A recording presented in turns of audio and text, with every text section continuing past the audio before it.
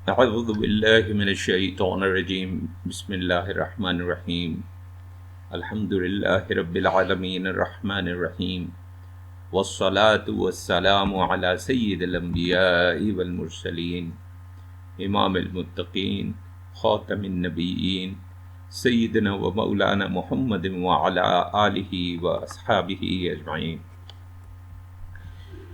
آج ہماری جو گفتگو ہے وہ 21واں لائحہ ہے، اور اس کو جو عنوان میں نے دیا ہے وہ ہے مطلق اور مقید کا باہمی تعلق۔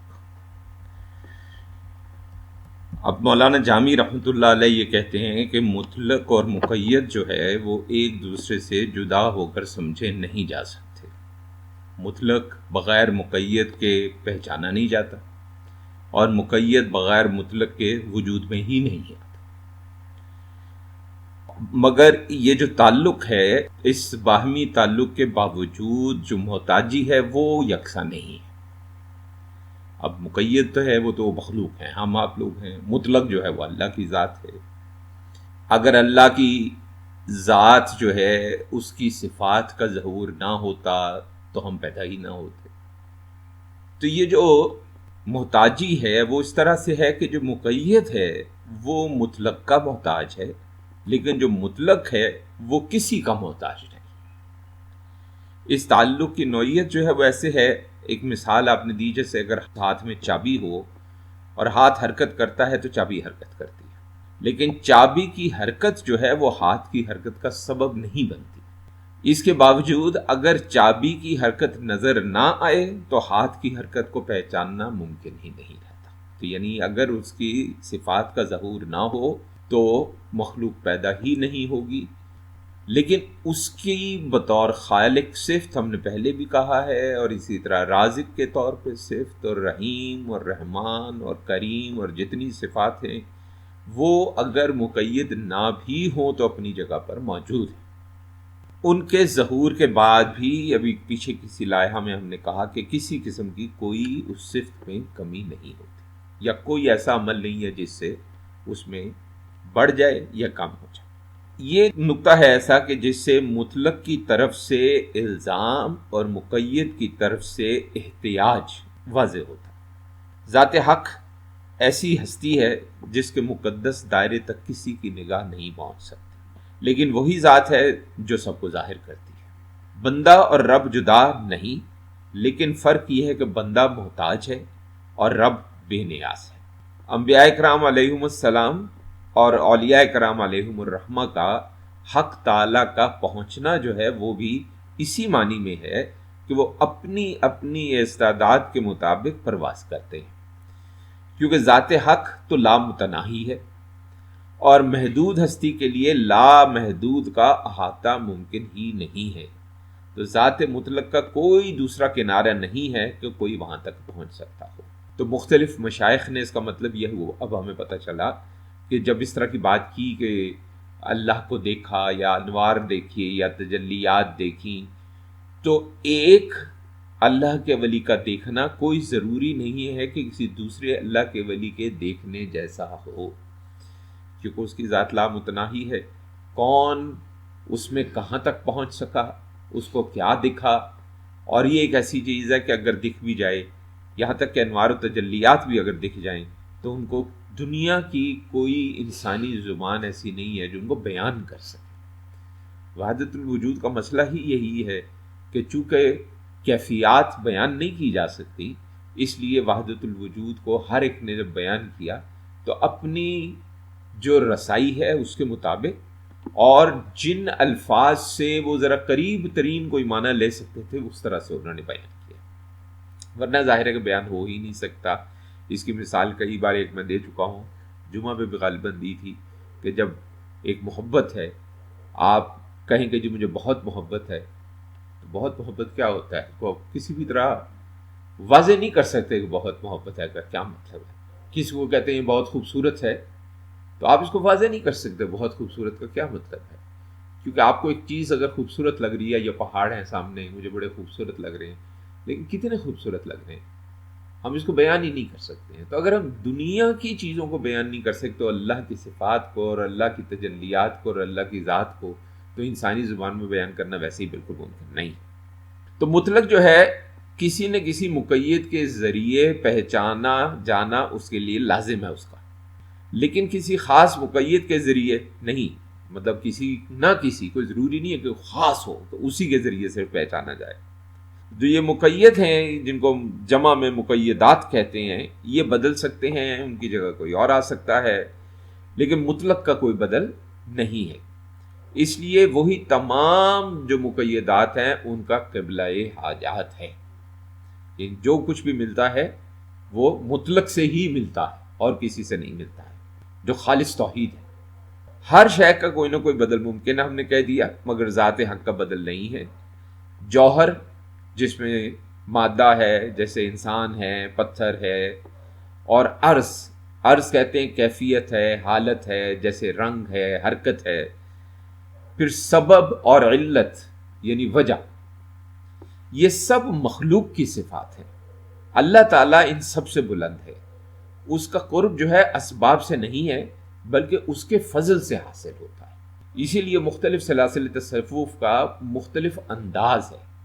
آپ نے دیکھا ہوگا کہ ایسے تمام سلاسل جن کا مرکزی نقطہ محبت ہے، جس میں خانوادہ چشتیاں بھی شامل ہے، مرکزی نقطہ محبت ہے، اس میں باقاعدہ ایک سلیبس کی طرح، ایک نصاب کی طرح چیزیں نہیں ہوتی. اس کی وجہ یہی ہے کہ جہاں محبت ہے وہاں پہ کوئی نصاب نہیں ہے.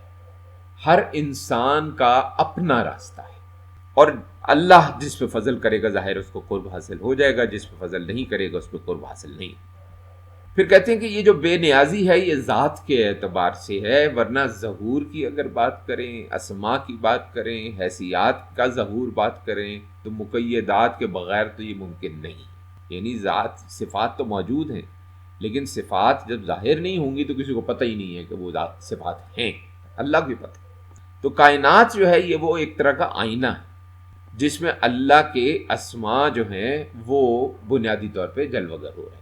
اسی معنی کو اس طرح بیان کیا گیا ہے کہ بندے کی محبت جو ہے وہ ایک آئینے کی طرح ہے جس میں محبوب کا جمال ظاہر ہوتا ہے. اگر طالب نہ ہو تو مطلوب کا طلب میں آنا سمجھ میں ہی نہیں آتا. ہم طالب ہیں، اللہ کی ذات مطلوب ہے. اگر کوئی طالب ہی نہیں ہے تو پھر مطلوب جو ہے اس کی طلب تو کہیں بھی نہیں ہوگی. پھر کہتے ہیں کہ یہ حقیقت میں جو محبت ہے یہ بھی حق ہی کی ہے، محبوب جو ہے وہ بھی حق ہی ہے، طالب جو ہے وہ بھی حق ہی ہے، مطلوب جو ہے وہ بھی حق ہی ہے. یہاں پہ بہت سے لوگ اس طرح کی گفتگو میں اصل میں جو ہے وہ غلط فہمی میں پڑتے ہیں کہ طالب بھی وہی، مطلوب بھی وہی. تو اس کا مطلب کیا ہوا؟ اس کا مطلب یہ ہوا کہ طالب تو ہم ہیں، مطلوب تو وہ ہے. تو اس پہ غالباً 2 لائحہ پیچھے ہم نے بات کی تھی کہ ہمارا یہ تخلیق جتنی بھی ہے، چاہے انسان ہے یا اس دنیا میں کائنات میں جو بھی ہیں، وہ سب پرت در پرت ہیں، اور ہر پرت کے ساتھ اللہ کی صفت جو ہے وہ کوئی نہ کوئی جڑی ہوئی ہے. تو اس لحاظ سے جب ہم طالب ہیں تو وہ بھی وہی ہے کیونکہ اسی کی صفات کی وجہ سے ہم ہیں، اور مطلوب بھی وہی ہے کیونکہ اسی نے ہمیں بنایا. تو کہتے ہیں کہ مقام جمع اور احدیت، اس میں یہ سب ایک ہی حقیقت ہے، یعنی ذات کا جلوہ ہی ہے جو باقی رہ جاتا ہے. لیکن جب کثرت کی بات کرتے ہیں جیسے مخلوق ہے، اور تفصیل کی بات کرتے ہیں جیسے ہر انسان میں جو خصوصیات ہیں وہ مختلف ہیں، ان کا جب مقام آتا ہے تب ہمیں طالب اور مطلوب الگ الگ نظر آتا ہے. تو جس کو اس راستے پہ چلتے ہوئے وہ مقام حاصل ہو گیا جہاں پہ طالب اور مطلوب ایک نظر آنے لگے، اور کچھ لوگ ہیں جن کو وہ مقام حاصل ہے جہاں پہ طالب اور مطلوب علیحدہ علیحدہ نظر آ رہے ہیں. تو مقام جمع اور احدیت میں ہر کوئی وہاں پہ نہیں پہنچ پاتا. جو پہنچتا ہے وہ پھر اس بات کو سمجھ سکتا ہے، اور اس سے زیادہ کوئی اور بات، کوئی الفاظ ایسے ہیں نہیں جن میں بات کو سمجھایا جا سکے. یہ جو مقام ہے طالب اور مطلوب والا ہو، جب آ جاتے ہیں یہاں شریعت کی اہمیت سامنے آ جاتی ہے. صوفیانہ اصطلاحات کو اب یہ جامی نے بڑی خوبصورت بات کی ہے، اور یہ آج کل کے بہت سے لوگ جو ہیں ان کے لیے بڑا سخت یہ ان کے الفاظ ہیں. یہ وہ کہتے ہیں کہ صوفیانہ اصطلاحات کو بنیاد بنا کر عبادت اور بندگی کو ترک کرنا گمراہی ہے۔ ہمارے کئی لوگ ایسے موجود ہیں۔ ابھی کل ہی جمعے پہ ہم بیٹھے ہوئے تھے تو وہاں گفتگو ہو رہی تھی، تو 2 سلاسل ایسے جن کا ہمارے یہاں تذکرہ ہوا ایسے ہیں کہ جو مرید کرنے کے بعد استغفر اللہ خود نماز چھڑواتے ہیں۔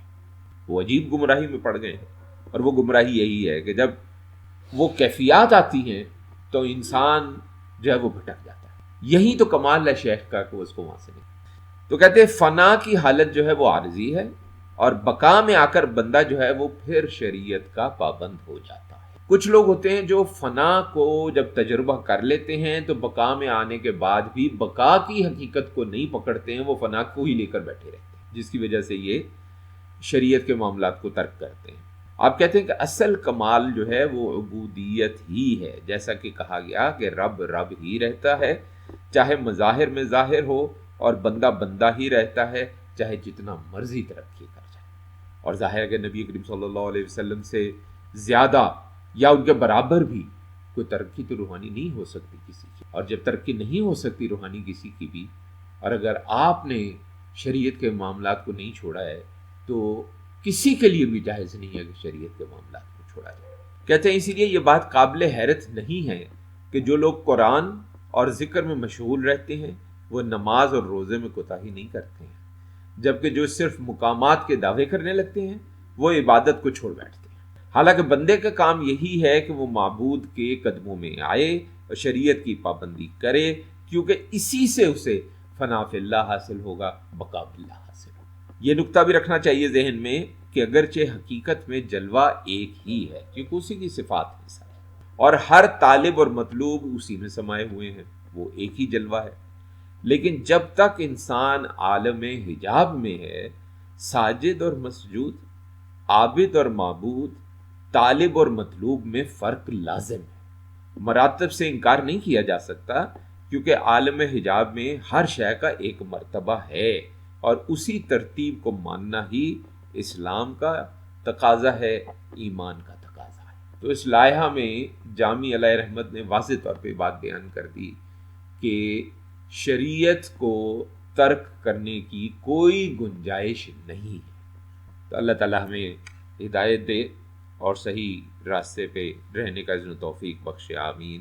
وصلی اللہ علی خیر خلقہ سیدنا و مولانا محمد وعلی آلہ و اصحابہ اجمعین برحمتک یا ارحم الراحمین۔